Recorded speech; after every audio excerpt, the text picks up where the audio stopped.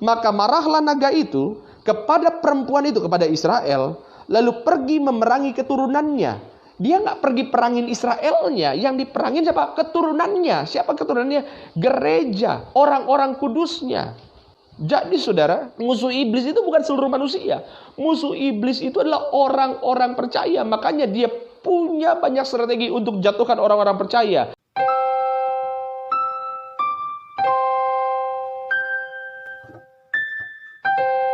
Kita akan membahas yaitu serial akhir zaman yang sudah masuk ke dalam Wahyu pasalnya yang ke-11. Itu dari ayatnya yang ke-15 sampai dengan nanti Wahyu pasal 12 ayatnya yang ke-18. Jangan lupa subscribe dan like ya. Sebelumnya mari kita tundukkan kepala biar kita bersatu dalam doa. Kami bersyukur Tuhan Yesus jikalau pada malam hari ini Tuhan boleh kumpulkan kami sebagaimana kami ada kembali untuk belajar kebenaran firman Tuhan.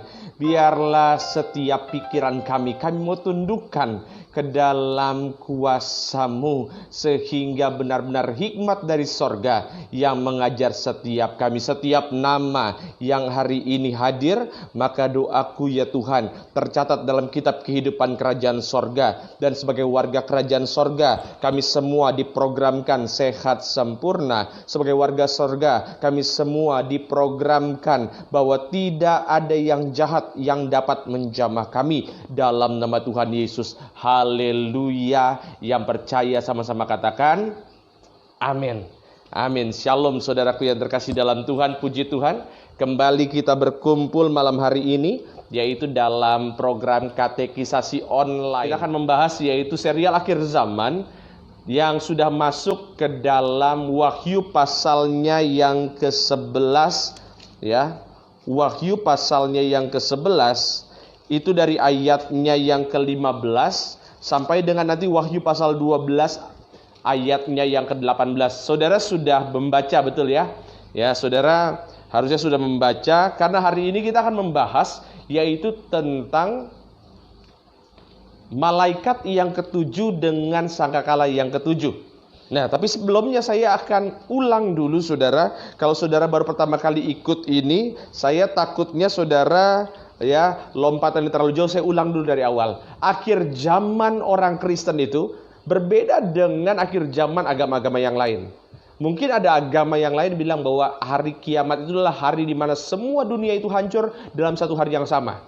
Ya, ada beberapa yang percaya bahwa hari kiamat di mana semuanya berantakan, ya. Makanya sampai ada muncul film 2012 itu kan, semua bumi hancur di hari yang sama. Nah, saudaraku yang terkasih dalam Tuhan, kekristenan tidak percaya seperti itu. Kekristenan itu percayanya akhir zaman, dan akhir zaman itu terdiri dari beberapa masa. Dan saya menafsirkan bahwa akhir zaman itu sebetulnya saudara ketika meterai yang pertama dibuka. Saudara masih ingat ya? Meterai pertama dibuka itu di Wahyu pasal yang ke-6. Meterai pertama dibuka, yang terjadi apa? Penyesatan muncul. Yang kedua, meterai kedua dibuka, yang muncul kuda warna apa? Merah. Peperangan besar terjadi. Yang ketiga, kuda hitam. Meterai ketiga dibuka, kuda hitam muncul, terjadi kelaparan luar biasa. Meterai keempat muncul kuda, kalau Alkitab bahasa Indonesia bilang kuning hijau, bahasa Yunaninya kloros. Saya tafsirkan akan ada penyakit yang muncul. Itu meterai yang keempat. Meterai yang kelima, ya, begitu meterai kelima dibuka, para martir berbicara di sorga. Tuhan, sampai berapa lama lagi engkau diam? Meterai keenam dibuka, ada gempa bumi yang dahsyat. Meterai 7 dibuka, sudah lihat, meterai 7 dibuka, begitu meterai 7 dibuka, yang muncul adalah 7 malaikat dengan 7 sangkakala. Ya, kita sudah bahas beberapa waktu sebelumnya. Malaikat 1, 2, 3, 4, 5, dan 6. Nah, sekarang kita masuk ke dalam malaikat yang ketujuh dengan membawa sangkakala yang ketujuh. Apa yang terjadi saudara dalam Wahyu pasal yang ke-11? Saudara kalau sudah tahu runutannya, ya, sudah tahu runutan-runutan ini, saudara akan mudah sekali menafsirkan kitab Wahyu. Nah, sebelum saya masuk, saya mau membagikan sedikit Bapak Ibu dari apa yang saya dapatkan dari seminar tentang akhir zaman kemarin. Saudara, ketika kita belajar tentang kitab Wahyu, ini prinsipnya dalam penafsiran kitab Wahyu. Ketika saudara sedang belajar tentang kitab Wahyu, saudara harus ingat bahwa kitab Wahyu itu tujuan penulisannya ada 3. Ya, 3 tujuan penulisan kitab Wahyu. Dan itu ada di Wahyu pasal pertama. Tujuan pertama penulisan kitab Wahyu ini adalah kitab apokaliptik. Apa yang dimaksud dengan kitab apokaliptik? Kitab yang menyingkapkan rahasia-rahasia yang sudah pernah ada dan yang sedang berjalan. Itu namanya apokaliptik. Mengungkapkan rahasia yang sudah pernah ada dan yang sedang berjalan. Sedang berjalan kapan? Sedang berjalan ketika Yohanes menulisnya. Di tahun 90 Masehi. Yang kedua sifatnya, itu di Wahyu 1 ayat yang keempat. Dikatakan, Wahyu kepada Yohanes ini adalah surat kiriman. Jadi ini ditulis tujuannya untuk dikirim kepada 7 jemaat yang ada. Ya, Pergamus, Tiatira, dan seterusnya. Jadi ini pun sebagai surat kiriman. Jadi sifat yang kedua adalah sifat sebagai surat kiriman. Jadi yang pertama apokaliptik, yang kedua surat kiriman, dan yang ketiga nubuatan terhadap apa yang akan terjadi di masa depan. Sehingga karena ini juga adalah surat kiriman, ketika Yohanes menulisnya tentu saja dia menggunakan simbol-simbol, dia menggunakan bahasa-bahasa rahasia yang bahasa itu tidak diketahui oleh orang banyak, tapi bahasa itu diketahui oleh penerima surat. Nangkep ya? Ulang. Jadi, Wahyu kepada Yohanes ini, kitab Wahyu ini ketika ditulis oleh Yohanes, dia menggunakan bahasa-bahasa simbol, bahasa-bahasa lambang-lambang gitu kan, yang mungkin tidak banyak orang tahu, tapi sudah pasti dimengerti oleh penerima kitab Wahyu. Sampai sini saudara nangkep. Saya ambil contoh paling gampang, saudara ya. Nah, saudara, saya itu kalau sama istri saya, kalau kita lagi mau belanja, ya kalau lagi mau belanja itu, kita sering pakai bahasa rahasia supaya nggak ketahuan sama anak-anak. Karena kalau sampai anak-anak saya tahu, mereka bisa ikut dan belanjanya pasti lebih dari budget.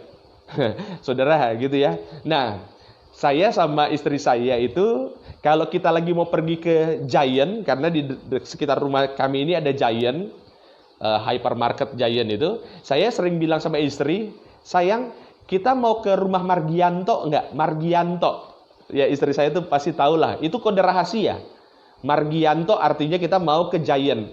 Ya istri saya itu udah ketawa-ketawa. Nah, artinya begini saudara, saya ngomong Margianto itu, yang ngerti itu hanya istri saya. Dan itu sudah pasti dimengerti oleh penerima. Sampai sini saudara nangkep. Yang nangkep katakan amin dulu. Ya. Nanti kalau nggak nangkep saya ngomong panjang lebar kan susah. Karena kadang-kadang ada beberapa orang yang masuknya di tengah-tengah, tiba-tiba nggak ikutin dari awal, saya ngulang lagi dari awal. Ya.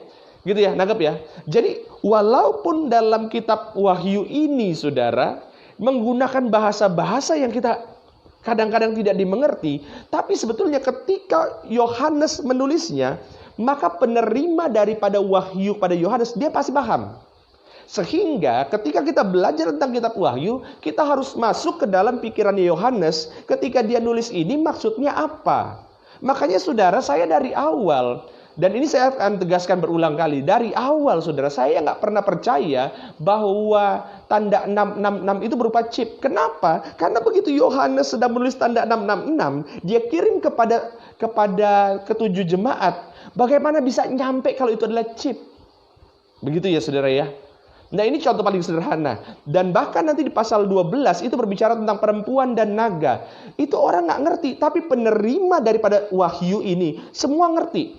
Nah sekarang kita membahas, kita harus masuk ke dalam pemikirannya Yohanes untuk bisa menafsirkan daripada kitab Wahyu. Karena kalau kita menafsirkan berdasarkan keinginan pribadi, berdasarkan cocok-cocokan, sampai kapanpun gak akan pernah nyambung. Sekali lagi, cara menafsirkan kitab Wahyu adalah mengerti bahasa-bahasa rahasianya Yohanes yang juga dimengerti oleh penerimanya, sehingga kita bisa dengan mudah menerjemahkan kitab Wahyu kepada Yohanes. Nah saudara, ketika ketika sangkakala Allah yang ketujuh ditiup, apa yang terjadi? Ya saudara, yang terjadi adalah, ini menarik saudara, dan saya udah coba cek-cek juga dengan tafsiran-tafsiran yang lain, dan sepertinya tafsirannya berbeda dengan apa yang saya tafsirkan. Wahyu 11 ayat 15. Lalu malaikat yang ketujuh meniup sangkakalanya dan terdengarlah suara nyaring di dalam sorga. Sebelum malaikat pertama tiup trompetnya, Wahyu 8 ayat 1, langit sunyi senyap setengah jam. Saya percaya disitulah pengangkatan. Begitu orang benar sudah diangkat, lihat-lihat. Orang benar sudah diangkat, doa saya termasuk Anda dan saya yang diangkat Tuhan. Amin. Begitu orang benar sudah diangkat, maka ditiuplah sangkakala Allah yang pertama, ya. Dan di situ terjadi bencana besar-besaran, bencana yang luar biasa dahsyat, ya. Meterai, kemudian sangkakala pertama ditiup, 2 tiup, 3, 4, 5, ya, 6, dan ketika sangkakala yang ketujuh ditiup, artinya apa? Ini orang percaya, orang yang hidup benar. Sorry, saya ubah, bukan orang percaya, tapi orang percaya yang hidup dalam kebenaran dan kekudusan sudah mengalami pengangkatan. Doa saya termasuk Anda dan saya, ya. Nah, lalu ketika sangkakala yang ketujuh dibuka, terdengar suara nyaring, pemerintahan atas dunia dipegang oleh Tuhan kita dan Dia yang diurapinya, dan Ia akan memerintah sebagai raja sampai selama-lamanya. Ayat 16. Dan ke-24 tua-tua yang duduk di hadapan Allah di atas tahta mereka tersungkur dan menyembah Allah. Saya percaya 24 tua-tua ini benar-benar 24 orang yang Tuhan percaya, yang Tuhan kasih mandat bahwa di sorga nanti Dia akan melayani. Saya ulang, ini tafsiran saya, saudara. Saya percaya nanti di sorga ada 24 tua-tua, orang yang Tuhan percaya menjadi pelayan di sorga, ya. Dan saya percaya bahwa 12 itu, ya, mungkin saja para rasul. Tapi saya juga percaya, saya pegang pendapat ini sampai saat ini. Saya percaya di sorga nanti ada 24 tua-tua. Dan saudara kalau baca dalam kitab Bilangan, Ulangan, ya, kemudian dalam kitab Imamat, bahwa tua-tua itu nanti akan melayani di sorga. Dan saya percaya saat ini ada satu hamba Tuhan yang saya imani, satu saat dia akan melayani dalam kerajaan sorga, ya. Mudah-mudahan saudara tangkap apa yang saya maksud. Saudara yang nangkep siapa yang saya maksud, coba katakan amin. Ya. Jadi nanti di sorga akan ada 24 tua-tua yang ada duduk di hadapan Allah. Di atas tahta mereka tersungkur dan menyembah Allah. Nah, saudara bisa baca itu dalam ayat-ayat berikutnya. Saya masuk ke pasal yang ke-12. Ketika malaikat ketujuh meniup sangkakalanya, pasal yang ke-12. Dan terjadi ketika malaikat yang ketujuh meniup sangkakala, maka tampaklah suatu tanda besar di langit. Seorang perempuan, saudara garis bawahi, seorang perempuan berselubungkan matahari dengan bulan di bawah kakinya dan sebuah mahkota dari 12 bintang di atas kepalanya. Nah, banyak tafsiran kalau saudara boleh cek di Google, siapa perempuan yang dimaksud dalam Wahyu pasal 12. Siapa perempuan yang dimaksud? Nah, untuk mengetahui siapa perempuan tersebut, saudara lihat ayat yang pertama, seorang perempuan berselubungkan matahari. Jadi perempuan, selubungnya ada matahari dengan bulan dan 12 bintang. Saudara, kalau saya bilang matahari, bulan, dan 12 bintang, saudara teringat dengan kisah siapa? Saudara, ini pertanyaan ya. Saudara jawab, silakan. Apa yang masih ingat? Yang ingat aja ya. Matahari, bulan, dan 12 bintang. Oh, puji Tuhan, Ibu Lisa Sutio sudah nangkep jawabannya. Pak Ardianto sudah ya? Iya. Saudara, itu kan kisahnya ada di Kejadian pasal 37 ya. Kejadian 37 ayat 9. Saudara nanti boleh baca aja gitu di rumah.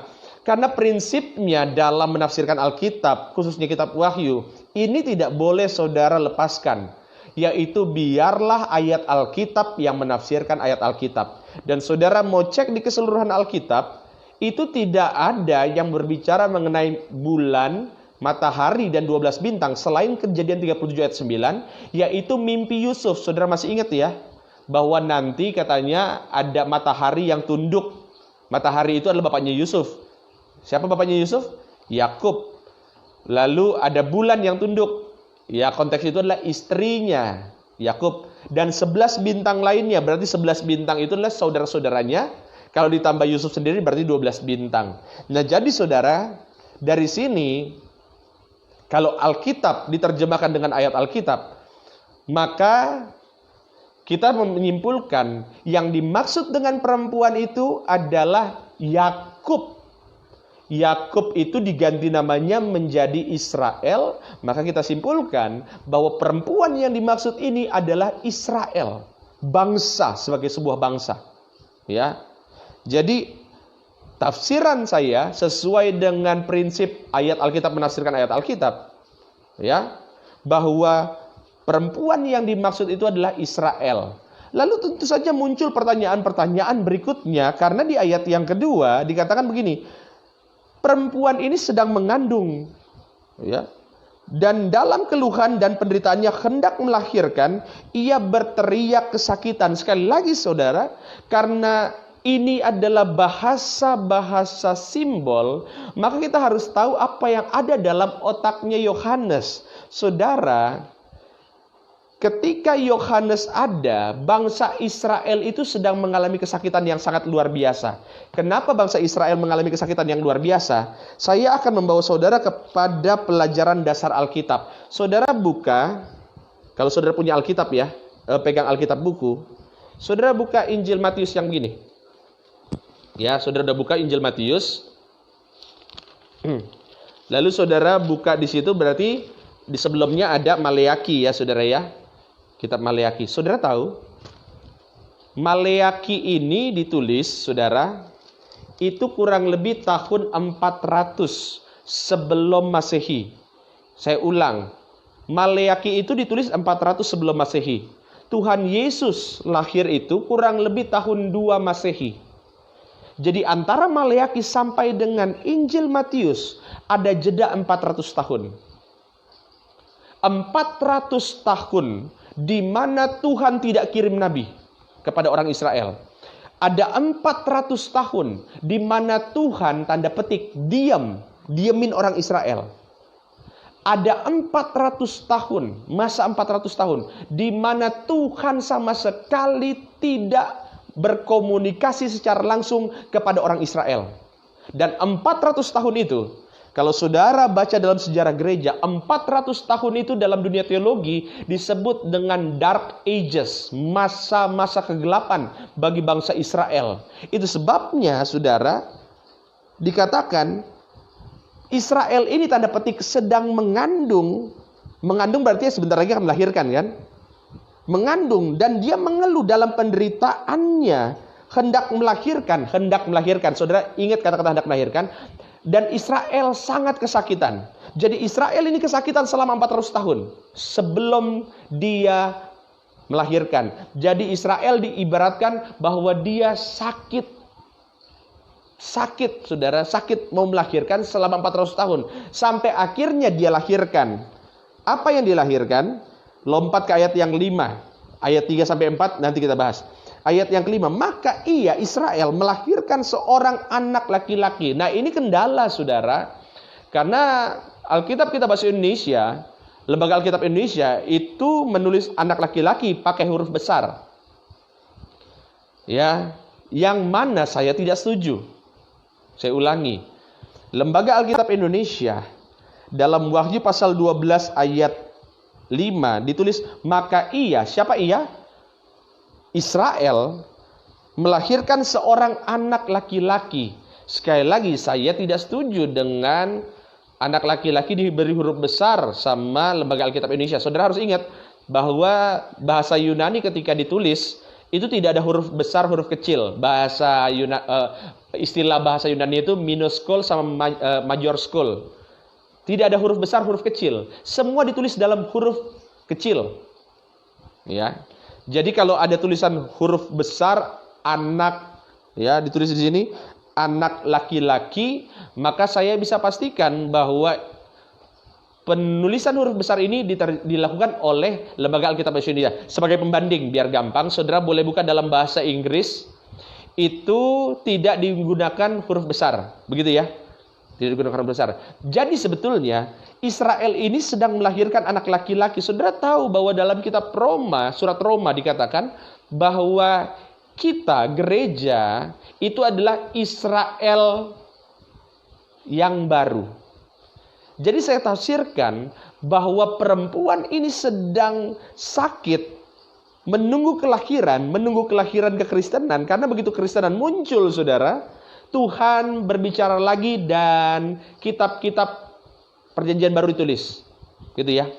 Sederhananya saya tafsirkan bahwa perempuan itu adalah Israel. Lanjut ayat yang kelima. Maka perempuan itu melahirkan seorang anak laki-laki yang saya tafsirkan sebagai gereja, yang akan menggembalakan semua bangsa dengan gada besi. Saudara, nanti kita akan bahas suatu saat, kita akan tiba dalam kitab Daniel, bahwa saudara, masa-masa awal kekristenan, saya ulang, masa-masa awal kekristenan, raja-raja di Eropa itu adalah raja-raja Kristen di mana mereka memerintah dengan tangan besi. Tiba-tiba, saudara, anaknya itu dirampas dan dibawa lari kepada Allah dan ke tahtanya, ayat yang ke-6. Sederhananya ayat yang ke-5, saya langsung ke tafsirannya saja. Saudara, ada masanya di mana gereja, orang-orang yang hidup dalam kekudusan itu dirampas. Ya, kalau dalam bahasa Yunaninya itu bisa diterjemahkan dengan diambil. Tiba anak-anaknya, gereja-gerejanya, orang-orang kudusnya diambil dan dibawa kepada Allah, dibawa lari kepada Allah dan ke tahtanya. Ada saatnya di mana gereja itu, saudara, orang-orang kudusnya itu diangkat Tuhan. Israelnya enggak. Makanya perempuan itu lari ke padang gurun. Israel ini pergi ke padang gurun, di mana telah disediakan suatu tempat baginya oleh Allah, supaya ia dipelihara di situ 1260 hari lamanya, alias 3,5 tahun. Israel ini akan disimpan sama Tuhan. Ya, disimpan sama Tuhan.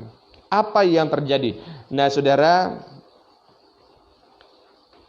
saya ketika menafsirkan ini, saudara, ini cukup mencengangkan karena kemungkinan besar setelah kita belajar tentang ayat 7 sampai ayat yang ke-9, ini tentu saja pasti akan berbeda dengan konsep yang selama ini saudara pelajari, bahkan termasuk juga berbeda dengan konsep yang selama ini saya pelajari sebelum saya belajar tentang kitab Wahyu. Perhatikan ayat yang ke-7. Karena di sini inti utama dari pasal 12. Kita lihat ayat yang ke-7. Naga dikalahkan. Saudara, siapa yang dimaksud dengan naga? Ini saudara nggak perlu tafsir karena Yohanes sudah langsung kasih jawabannya. Ayat yang ke-9 dikatakan, dan naga besar itu si ular tua yang disebut iblis atau Satan. Beberapa orang Kristen menyebutnya dengan Lucifer. Jadi naga itu, iblis atau setan dikalahkan. Satan, ya, ayat 7. Pelan-pelan. Perhatikan baik-baik. Saya harap saudara nggak kaget dengar ayat ini. Maka timbullah peperangan di sorga. Hah? Pak Pendeta, di sorga kok ada peperangan? Itu yang terjadi, saudara, dan ini ditulis oleh Yohanes. Ya, lanjut. Mikael dan malaikat-malaikatnya berperang melawan naga itu. Siapa naga tadi? Iblis, Satan, Lucifer. Mikael dan malaikat-malaikatnya, pengikut-pengikutnya, anak buahnya Mikael berperang melawan naga itu. Dan naga itu, si iblis itu, makanya saudara selalu dalam Alkitab iblis itu ditulis dengan huruf besar I-nya. Kenapa? Karena iblis itu nama. Namanya iblis. Ya. Diabolos. Dan iblis itu, Lucifer itu, Satan itu dibantu juga oleh malaikat-malaikatnya dan mereka berperang. Di mana, saudara? Di sorga. Makanya saya bilang ini tentu saja pasti akan berbeda dengan pemahaman yang selama ini kita pelajari atau kita pahami. Karena seringkali kita dicekoki bahwa di sorga itu semuanya tenang, Ya, saat ini semuanya enak. Di sorga itu kita hanya memuji, menyembah Tuhan. Saudara, loh, ini di Alkitab ditulis loh, saudara, bahwa di sorga itu ada peperangan. Dan saudara kita sudah belajar jauh sampai pasal 12. Artinya, pasal 12 ini terjadi di sangkakala yang ketujuh. Sangkakala yang ketujuh. Ini artinya, saudara, ini terjadinya di akhir zaman. Nah, kalau ini terjadi di akhir zaman, ayat 8, perhatikan baik-baik. Tetapi mereka itu iblis dan kawanannya tidak dapat bertahan, mereka tidak mendapat tempat lagi di sorga. Saudara perhatikan baik-baik. Iblis setelah kalah tidak mendapat tempat lagi di sorga. Lah, kalau kalimatnya tidak mendapat tempat lagi, berarti sebelumnya ada tempat. Iya, saudara. Gini. Kalau saya bilang begini, saya tidak lagi makan nasi, berarti sebelumnya makan nasi. Nanggap. Indonesia tidak lagi menerapkan darurat, berarti sebelumnya darurat. Nanggap. Lalu kalau dikatakan bahwa iblis itu tidak mendapat tempat lagi di sorga, berarti sebelumnya dapat. Iblis bisa ke sorga. Ini di akhir zaman, saudara. Lah, berarti sekarang belum akhir zaman, belum sampai ke, saya percaya sangkakala yang pertama aja belum. Ini terjadi sangkakala yang ketujuh. Berarti sebelum sangkakala yang ketujuh, iblis ada tempat di sorga. Ada. Makanya saya bilang, saudara, saya itu ketika bahas tentang akhir zaman, saya itu kadang-kadang ngeri juga kalau kasihnya di depan umum, apalagi kalau orang yang dengar setengah-setengah. Karena kalau orang dengar setengah-setengah ini bahaya. Nah, ini pertanyaannya, saudara, kok iblis bisa ada tempat? Saudara masih ingat, itu terima kasih Pak Ardianto. Pak Ardianto itu dalam kisah Wahyu pun sebetulnya, kitab Ayub. Saudara boleh cek itu ya, Ayub pasal 2. Ayub pasal 2 ayat yang pertama. Pada suatu hari datanglah anak-anak Allah. Anak-anak Allah di sini diterjemahkan, ditafsirkan dengan malaikat menghadap Tuhan, dan di antara mereka datang juga iblis untuk menghadap Tuhan. Jadi saudara, ya intinya iblis itu punya akses ke sorga loh. Ya saudara. Pertanyaannya, apakah iblis tinggal di sorga? Ya tidak. Iblis tidak tinggal di sorga, tapi iblis masih punya akses untuk datang ke sorga. Iblis punya akses ke sorga.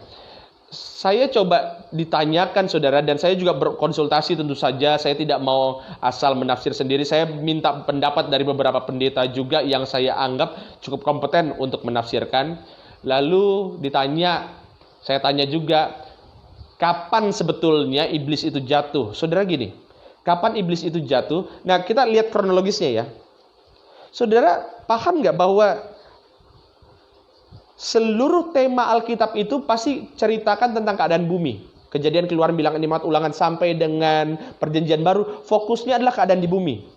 Nangkep ya? Ya, makanya kitab Kejadian kisah Abraham di bumi, Keluaran juga kemah suci di bumi. Semua itu berbicara mengenai bumi. Baru sampai di surat 1 Yohanes itu baru berbicara mengenai sorga. 1 Yohanes itu. Baru sampai Wahyu itu lebih detail lagi tentang sorga. Kejadian 1 ayat 1, pada mulanya Allah menciptakan langit dan bumi. Awalnya Kejadian 1, hari pertama Tuhan menciptakan langit dan bumi. Ya, itu Tuhan masih ceritain tentang langit. Baru ayat 2, bumi berbentuk kosong, berbicara mengenai bumi. Jadi saya tafsirkan sederhana begini. Iblis itu jatuh, saudara, antara penciptaan hari pertama dengan hari kedua. Di situ iblis jatuh. Ya. Dan ini tafsiran saya, saudara, tafsiran. Iblis coba berontak di sorga. Begitu iblis berontak di sorga, maka iblis diusir. Ya, begitu iblis diusir, saudara tahu iblis diusir kemana? Iblis diusir ke bumi. Waktu iblis diusir ke bumi, Tuhan buat bumi. Hari pertama Tuhan buat bumi. Antara hari pertama masuk hari kedua, iblis jatuh. Begitu iblis jatuh, iblis dibuang ke bumi. Saudara, perasaan iblis senang dong. Wih, gak apa-apa deh saya diusir dari sorga, toh saya di bumi saya jadi raja. Di sorga saya gak bisa jadi raja karena ada Tuhan. Saya di bumi jadi raja. Ya, hari kedua dia mulai bingung. Wah, luar biasa. Dia ciptakan tumbuh-tumbuhan dan lain-lain. Tuhan ciptakan ikan dan lain-lain. Iblis senang. Wah, saya jadi raja di bumi. Tuhan kasih fasilitas. Ya mungkin dalam pikiran iblis begitu. Dikasih fasilitas, dikasih binatang, saya bisa jadi raja atas binatang, saya bisa jadi raja atas tumbuh-tumbuhan. Tiba-tiba di hari ke-6 Tuhan ciptakan manusia. Begitu Tuhan ciptakan manusia, Tuhan kasih perintah kepada manusia. Di Kejadian 1 ayat 28, Allah memberkati mereka, manusia. Lalu Allah berfirman kepada manusia, beranak cuculah dan bertambah banyak, penuhilah bumi dan taklukkanlah itu. Saudara nangkep gak pesan yang disampaikan dalam Kejadian 1 ayat 28? Taklukkanlah itu. Iblis bingung lah. Kok saya dibuang ke bumi, harusnya saya jadi raja di bumi. Loh tiba-tiba kok ada manusia yang dikatakan segambar serupa Allah. Berarti saudara, iblis mungkin berpikiran, ini kompetitor saya. Ini tandingan saya. Makanya saudara, ketika iblis ngelihat manusia, nggak ada lagi di otaknya iblis selain menjatuhkan manusia. Kenapa? Kompetitor. Harusnya iblis berpikiran, ini saya jadi raja di bumi. Ini kenapa tiba-tiba Tuhan ciptakan manusia yang segambar seperti Allah. Makanya agenda iblis dari hari pertama sampai hari terakhir adalah coba jatuhkan manusia. Makanya saudara, dalam Wahyu kembali, Wahyu pasalnya yang ke-12, ayat yang ke-17 itu, ya saudara, dikatakan begini, maka marahlah naga itu. Wahyu 12 ayat yang 17. Maka marahlah naga itu kepada perempuan itu, kepada Israel, lalu pergi memerangi keturunannya. Dia nggak pergi perangin Israelnya, yang diperangin siapa? Keturunannya. Siapa keturunannya? Gereja, orang-orang kudusnya. Ya. Jadi saudara, secara spesifik, musuh iblis itu bukan seluruh manusia. Musuh iblis itu adalah orang-orang percaya. Makanya dia punya banyak strategi untuk jatuhkan orang-orang percaya. Dengan apa? Masalah, tantangan, dosa, ditawarin semua kepada orang-orang kudusnya. Supaya apa? Supaya orang-orang kudusnya makin menjauh dari Tuhan. Dan ketika orang-orang kudusnya makin menjauh dari Tuhan, ingat, target iblis adalah sebisa mungkin orang yang masuk surga itu sedikit. Tapi saudara yang ngerti strategi iblis, kita juga paham bahwa apapun tawaran dunia, apapun kenikmatan yang ditawarkan oleh kuasa-kuasa jahat, tidak boleh menggetarkan langkah kaki kita seandainya nanti Tuhan Yesus datang menjemput kita di awan-awan. Kita bersyukur Tuhan akan mendapati kita tetap setia kepada Tuhan Yesus yang percaya. Katakan amin. Nangkep ya? Ya saudara. Jadi begitu saudara. Itu yang terjadi. Iblis ini gak suka. Makanya di Wahyu pasal 12, ini kalimat yang bagus dan saya senang sekali menafsirkan ayat ini. Wahyu pasal 12 ayat yang ke-7 dulu. Wahyu 12 ayat ke-7, maka timbullah peperangan di sorga, Mikael dan anak buahnya. Saudara tahu Mikael itu? Saya percaya bahwa Mikael itu adalah malaikat dengan jabatan tertinggi.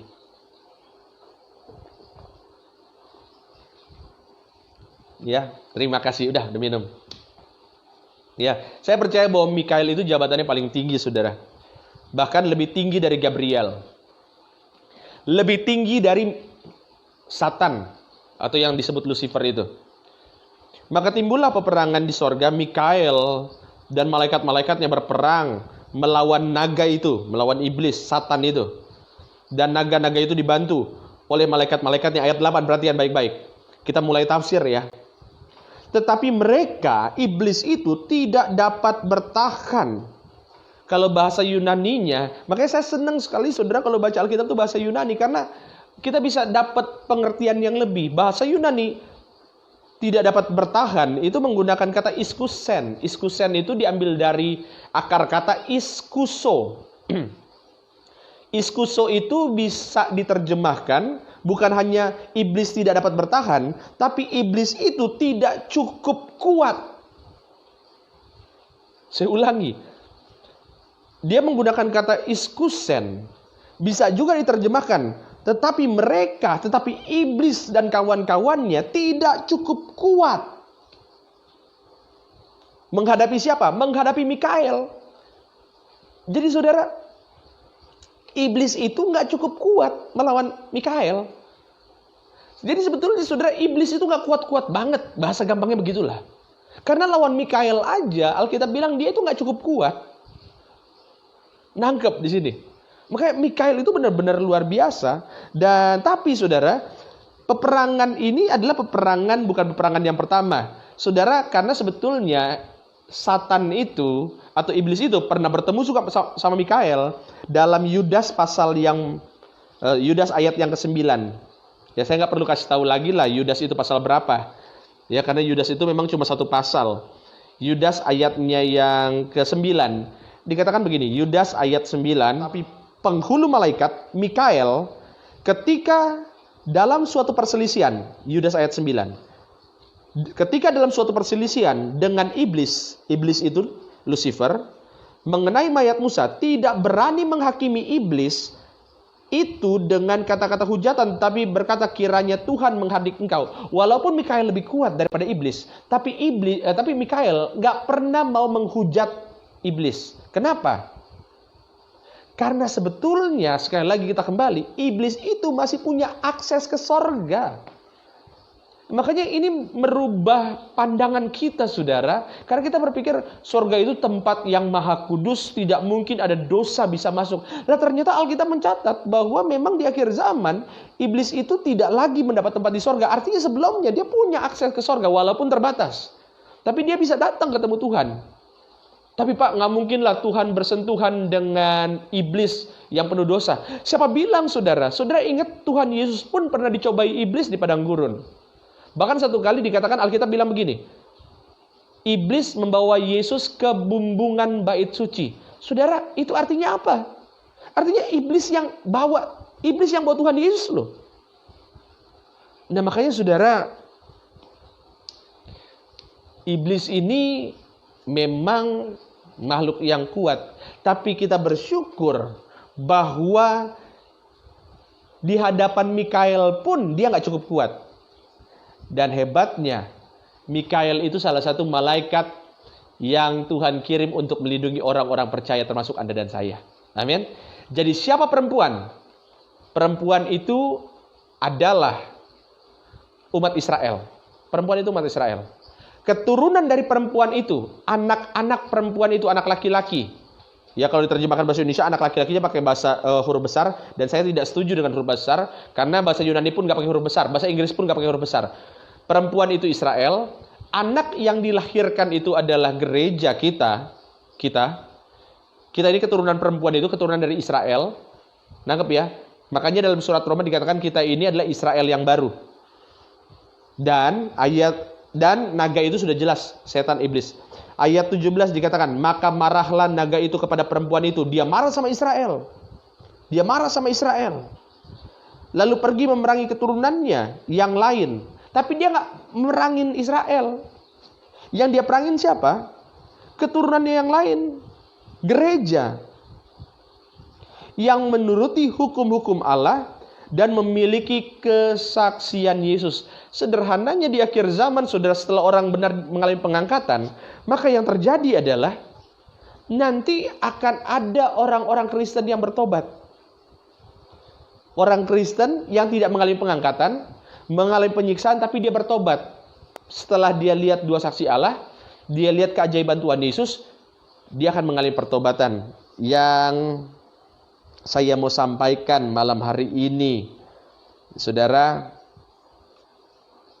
bahwa memang iblis itu adalah musuh utama kita dari dulu. Dan kita selalu dianggap sebagai kompetitornya iblis. Makanya iblis gunakan ratusan cara untuk menjatuhkan manusia. Saudara jangan salah ya. Iblis itu pernah baca Alkitab loh. Dan dia sudah tahu kitab Wahyu. Dia tahu. Ya. Yang kedua, saudara, sebentar. Yang kedua, iblis itu nggak takut sama firman Tuhan. Dia nggak takut, saudara. Saya mau bilang, jujur ini, iblis itu nggak takut sama firman Tuhan. Makanya saya kadang-kadang ada orang kerasukan, dia langsung baca firman Tuhan dengan harapan iblis pergi. Lah kalau sama firman Tuhan aja, kenapa saya bisa yakin iblis nggak takut sama firman Tuhan? Karena dia pakai firman Tuhan loh. Untuk jatuhkan Adam dan Hawa. Ketika dia bertemu dengan Yesus, dia cobai Tuhan Yesus dengan apa? Firman Tuhan. Artinya iblis pun itu pakai firman Tuhan. Ya, saudaraku yang terkasih dalam Tuhan, kalau sama firman Tuhan aja iblis gak takut, apalagi hanya dengan tanda salib. Kita ngomongin iblisnya ya, iblis. Karena iblis itu kan nama, makanya huruf besar, iblis. Itu nama, bahasa Indonesianya itu bahasa Indonesia daripada Satan atau Lucifer. Ya, beberapa orang menyebutnya dengan Lucifer, bebas-bebas saja. Ya, tapi itu iblis. Nah, dia punya pengikut iblis itu disebut dengan penghulu-penghulu di udara, ya, setan. Nah, itu pengikutnya, malaikat-malaikat yang jatuh. Ya, mungkin beberapa orang bilang, tapi Pak kayaknya lebih serem pengikutnya. Ya, sundel bolong dan lain-lain gitu ya. Apa pok-pok. Itu saudara, itu cerek-cereknya. Itu mungkin kopralnya, prajurit-prajuritnya. Ya, saudara, jenderalnya si iblis, ya nggak begitu mungkin mainnya. Mungkin saudara juga yang di sini kan di sini saya lihat ada polisi, ada anggota polisi juga kan, ada juga anggota TNI. Saudara pasti tahulah galakan mana, jenderal atau prajurit. Ya biasanya udah pasti galakan prajurit. Jenderalnya mah kalem-kalem, betul kan? Kenapa? Ya sudah pernah, karena memang tugasnya prajurit untuk perang. Iya. Nah itu di film-film kok iblis takut sama salib? Ya bisa-bisanya sutradara. Makanya saya dari dulu gak pernah percaya, saudara, iblis itu, ya, saudara, iblis itu gak takut sama tanda salib dan lain-lain, gitu ya. Iblis gak takut. Karena memang tujuan dia untuk mendekati orang percaya, dia untuk apa namanya? Dia untuk menjebak kita. Ya. Makanya kita doa supaya iblis tidak menguasai pikiran kita. Ah, itu dia betul Pak Ardianto. Yang sangar itu prajurit-prajurit, betul ya? Gitu saudara. Artinya ini yang saya mau bilang. Bahwa kita memang sudah diberi kemenangan. Tapi bukan berarti kita ini harus santai dan bilang kita sudah menang. Lalu kita akhirnya terlalu santai sampai terjebak dengan tipu daya iblis. Dan saudara mungkin juga sudah tahu, yang pernah dengar khotbah saya di YouTube tentang antikris. Karena iblis sudah tahu, bahkan iblis sudah baca Alkitab ini, dia pasti sudah baca. Dia sudah tahu isi Alkitab, sudah tahu. Dan dia juga sudah tahu bahwa orang Kristen itu, ya, orang Kristen itu ada yang hidupnya benar, ada yang hidupnya enggak. Dan metode iblis waktu dia cobai Adam dan Hawa, waktu dia cobai Tuhan Yesus, metode yang sama akan digunakan. Makanya dalam serial tentang Antikristus saya juga bilang bahwa nanti akan ada penyesatan. Cara yang digunakan iblis dari dulu sampai sekarang tetap sama. Penyesatan. Dia menyelewengkan firman Tuhan, ya. Sehingga ada banyak orang-orang yang lihai menyampaikan firman Tuhan, tapi hidupnya nggak sesuai kebenaran. Bisa jadi termasuk saya loh Bapak Ibu. Makanya saudara, ya sama saya ngomong pahitnya dulu. Saudara nggak usah percaya 100% juga, ya. Kalau dengan apa yang saya katakan, maksudnya apa? Maksudnya begini, saudara harus lihat uji apa yang saya katakan dengan kehidupan. Saya di mimbar dengan kehidupan sehari-hari sama atau enggak? Di situ baru saudara boleh percaya. Gitu ya. Saudara nggak usah langsung percaya apa yang saya katakan kalau saudara belum lihat kehidupan saya. Nangkep maksud saya? Karena toh iblis akan membuat banyak orang tertarik dia kasih pengikut-pengikutnya sehingga orang tertarik. Tapi akhirnya membawa kepada kehancuran. Dan tekniknya dari dulu sampai sekarang apa? Dia gunakan firman Tuhan. Dan firman Tuhan yang digunakan sekarang inilah bentuknya penyelewengan. Dia buat simpang siur sampai-sampai ada banyak orang terjebak. Oh, si antikris ternyata ini, antikris ternyata ini. Sampai-sampai ada banyak orang yang bilang begini, dia tafsir menunjuk bahwa antikris adalah si ini, sampai-sampai membuat gereja terpecah. Maka saudara boleh lihat di banyak tafsiran di Google, ada yang bilang antikris itu adalah pemimpin gereja di sebuah kota di Italia. Ya, ada yang bilang antikris itu adalah kita yang ini Bapak Ibu, kita yang ibadah di hari Minggu bukan di hari Sabat, kita ini disebut antikris. Ada yang bilang begitu. Ya. Nah, itu saudara yang terkasih dalam Tuhan, jangan mau terkecoh. Makanya kita belajar kebenaran, kita ngerti konsepnya, sehingga semakin hari Tuhan bukakan rahasia-rahasia tentang kerajaan sorga. Nah, saudara, minggu depan kita bahas Wahyu pasal 13. Saudara sudah mulai baca ya Wahyu pasal 13 gitu ya. Puji Tuhan, terima kasih. Saudara yang suami istri. Suami sama istri kalau ada di samping kiri kanannya, saudara boleh pegang suami atau istri. Saudara yang kakak beradik boleh pegang kakak adiknya. Saudara yang orang tua dengan anak boleh pegang tangannya. Ya. Coba udah pegang tangan mereka, bergandengan tangan, bilang sama orang kiri kanan, bilang sama dia. Ya. Bilang sama dia, kita sama-sama terangkat ke sorga. Bilang sama dia, bilang, kita sama-sama hidup dalam kekudusan. Sama-sama kita berdoa. Kami bersyukur Tuhan Yesus malam hari ini, sukacita kami berlimpah. Karena setelah kami belajar tentang akhir zaman, semakin kami diyakinkan bahwa kami orang-orang kudus-Mu, kami orang-orang yang hidup dalam kebenaran, kami akan mengalami pengangkatan satu hari nanti. Itu sebabnya Tuhan Yesus, dunia boleh tawarkan banyak hal. Iblis boleh coba strategi yang bermacam-macam. Tapi ketika nanti Engkau datang menjemput kami di awan-awan kemuliaan-Mu, Engkau tetap akan lihat nama kami. Saudara sebut nama masing-masing. Giri Tengker bersama istri Arti Indira Pardede, bersama anak Yitzhak Oliver Grant, El Sharon Celia Emily, bersama juga Johan Oliver Carson. Kami semua setia kepadamu, tidak akan menukar iman kami dengan apapun yang dunia tawarkan, dalam nama Tuhan Yesus. Haleluya. Amin.